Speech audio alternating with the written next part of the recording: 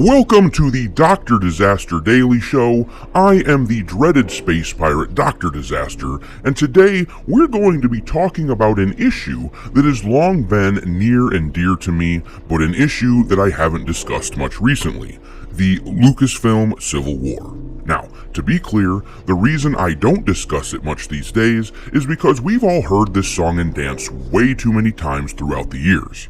So many channels and articles come out saying, trust me guys, this time Kathleen Kennedy is gone for real. There's a civil war going on between the likes of Dave Filoni and Jon Favreau fighting against Kathleen Kennedy, and she's gonna be gone now, guys. Trust me, I swear. Well, I don't want to let my audiences down by creating false hope, and I certainly am not interested in giving off the impression that I'm some kind of Hollywood insider. I'm just some jackass in a mask having fun on YouTube, speculating on what I see. Really, I'm just like anyone else. That being said, we're going to dig into this latest rumor of Kennedy's pending firing because so many of you discuss it with me in the comment section every day, even when it's not the topic on hand. And because this time, there does seem to at least be a little substance behind it. What do you guys think, though? I probably don't have to even ask you to drop your thoughts in the comment section. You are probably going to do it anyway. As for me, well, if Indiana Jones 5 doesn't do well, there are strong indications that Kennedy may finally be out the door. Look what you've done! I'm melting! Melting! Oh, what a world! What a world! Hasta la vista, baby.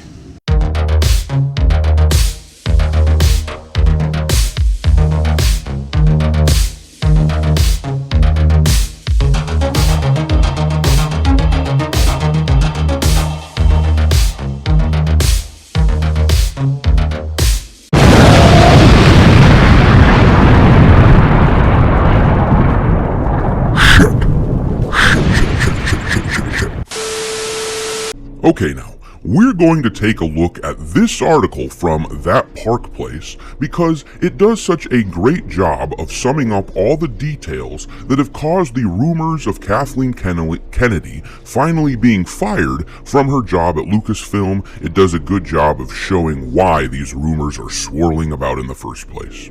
We're going to skip a bunch of it in the interest of saving time, but I highly recommend you read this article. The guys at That Park Place do good work.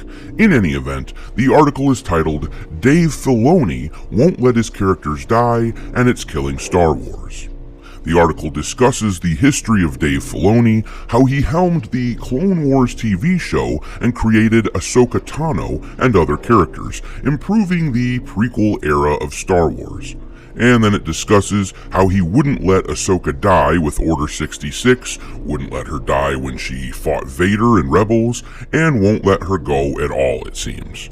Meanwhile, Jon Favreau swooped in and did the impossible a few years ago, reuniting the fanbase, rallying us around The Mandalorian.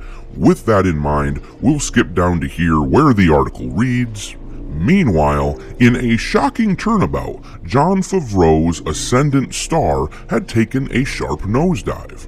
After doing the impossible and reuniting the Star Wars fanbase through an exceptional Luke Skywalker cameo at the end of the second season, Lucasfilm took all that goodwill and stomped it into the ground through the sudden firing of Gina Carano, a linchpin in Favreau's Mandoverse. As you may remember, of course, there was a show planned out in the Mandoverse called Rangers of the New Republic, which of course is not going to be made anymore because it was supposed to star Gina Carano. There were rumors that some other member of the New Republic was going to take her place, but it seems as though they have gotten away from that premise, from that idea, and the Mandoverse has been made poorer by the absence of Gina Carano. This act, speculated to have been pushed for by Kennedy herself, fatally derailed all of Favreau's future plans.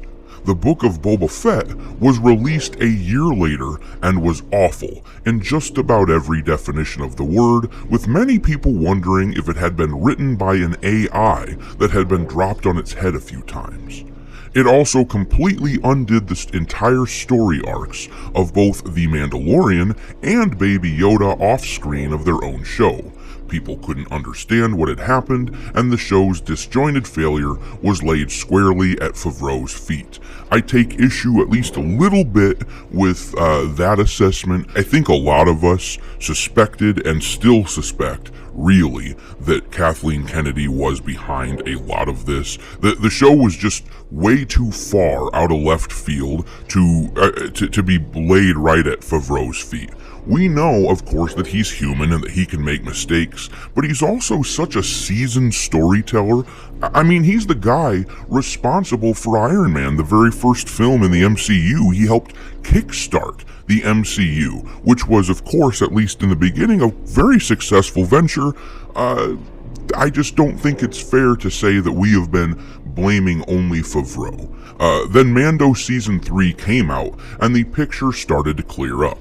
Suddenly, Lucasfilm reps were going on record as saying the Mandalorian could refer to anyone, and Mando himself became a background character in his own show to Bo-Katan Kryze, a character who proceeded to upstage him more times than I could count, got the Darksaber from him in the most contrived way possible, only to get it destroyed a few episodes later, united the Mandalorian peoples, and was exempt from the rule of not being able to take her helmet off for a breather.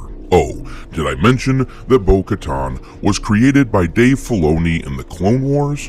Funny that. Yeah, I mean, it is funny. It's funny that they decided to do a complete 180 on the premise of the show of The Mandalorian. It's funny that they took these characters that we love from the first few seasons of The Mandalorian. They did a 180, they did a bait and switch. We thought in Season 3 we were going to see Din Djarin and Grogu do their thing again, or at least Din Djarin. I was hoping that Grogu wasn't going to be back because that kind of destroyed the entire premise of the second season where he got united with Luke, but of course we know what happened with that.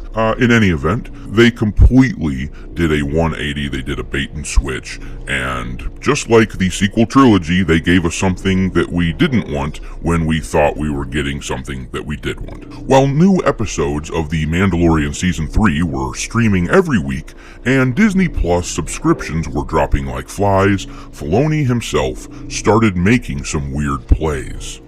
Out of nowhere, he referred to The Last Jedi director Rian Johnson as a true friend and mentor, gushing about him with effusive praise, while pointedly ignoring the fact that the man had basically fractured the fandom.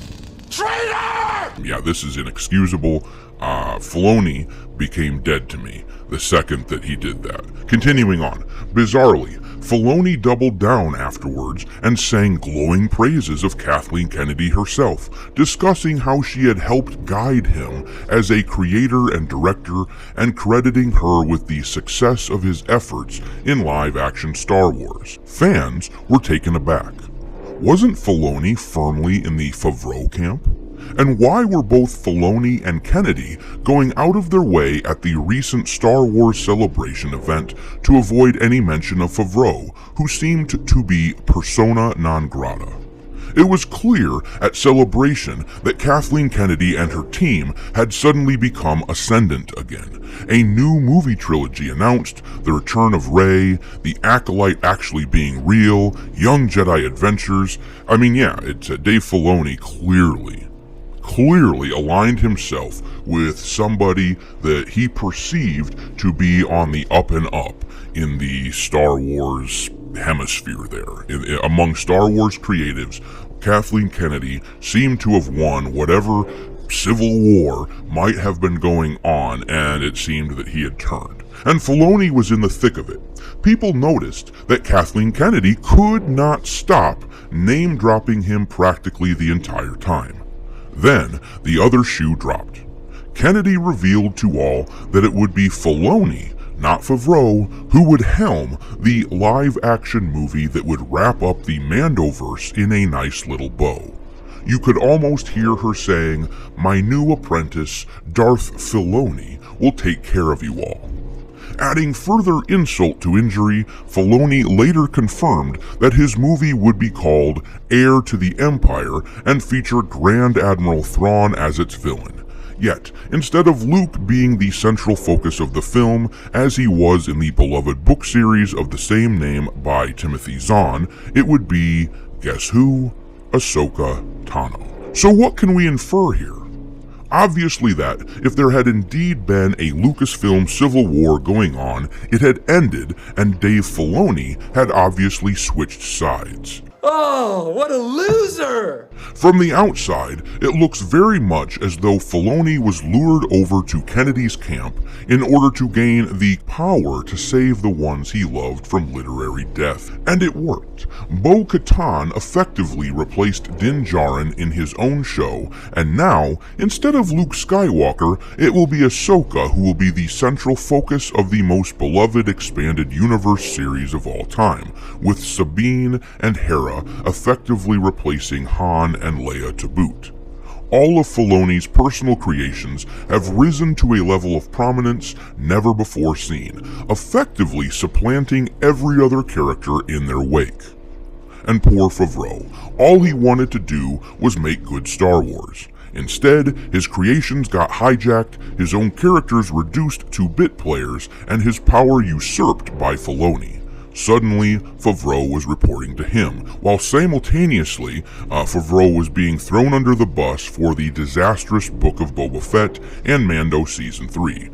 If you liked them, good for you, but at least 300,000 people who canceled their Disney Plus subs last quarter did not.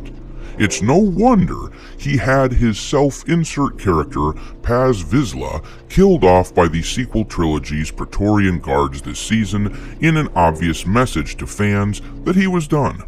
But there is still a new hope.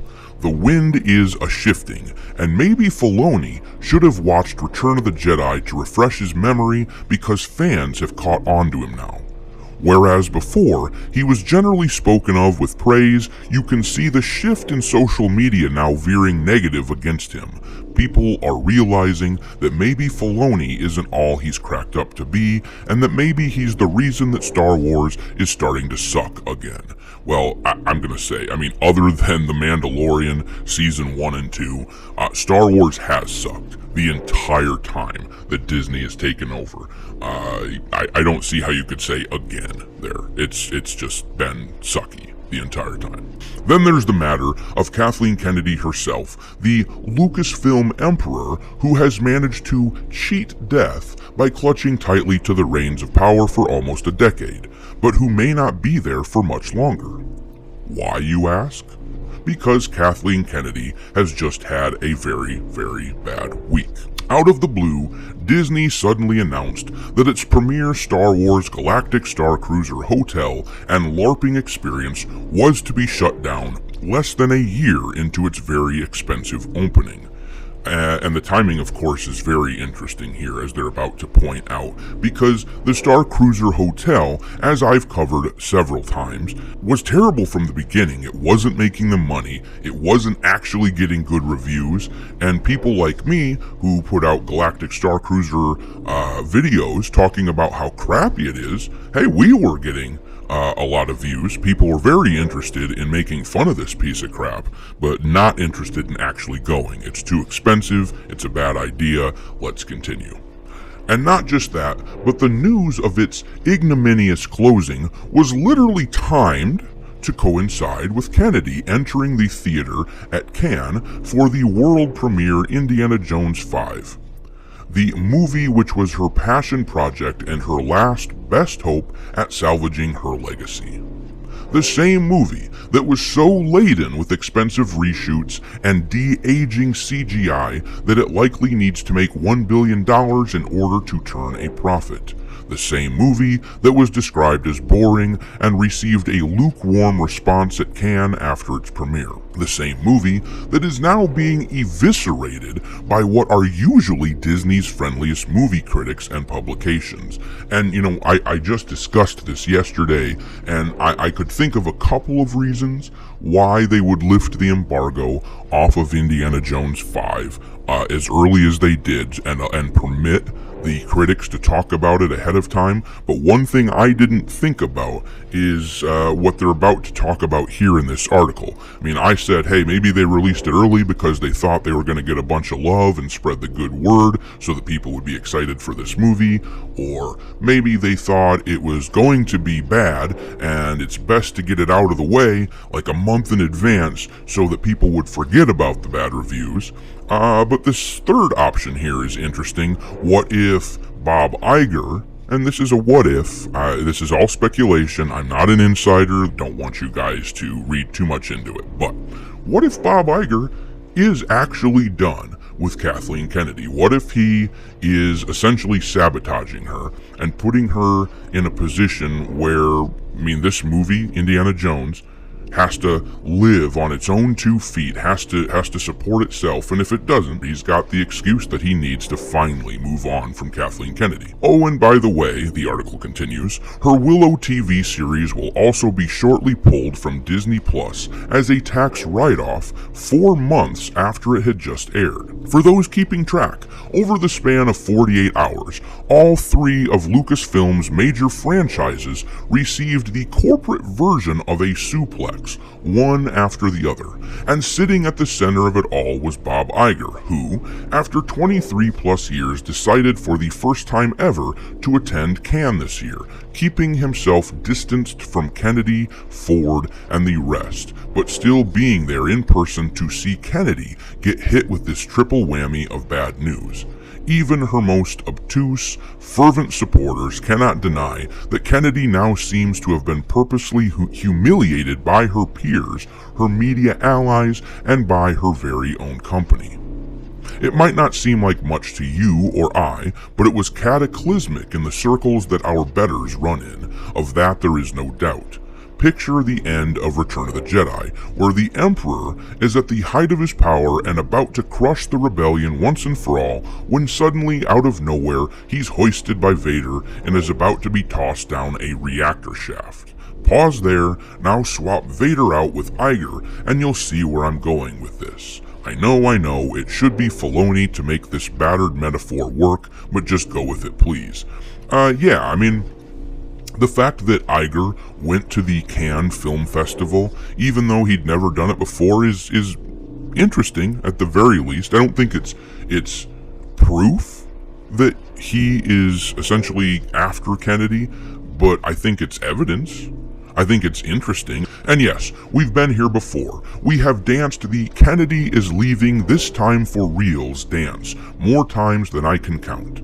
Yet, at no point since 2014 has she been attacked this viciously and embarrassed so publicly. It seems that Iger and Disney may have finally realized that they cannot afford her anymore, especially if Indiana Jones ends up losing money. And I've been saying this a lot recently, and I will say it again once more with emphasis: the people who are the shareholders of Disney, the people who see what's happening with Lucasfilm, if I were a shareholder, I would consider some kind of a lawsuit, because the people at the very top of Disney, of that company, owe it to the shareholders. From a legal perspective, they are required at the top of Disney to look out for the fiduciary interests of the shareholders, meaning they have to make good decisions, sound decisions, as it pertains to the business and the ability of the business to make more money and grow the stock prices. They owe it to the shareholders from a legal perspective. So, this is a big deal. Rumors are that Kennedy is actually leaving for real this time. Time will tell, but this is very interesting. I don't want to get anyone's hopes up, but I am crossing my fingers, and I think we all should.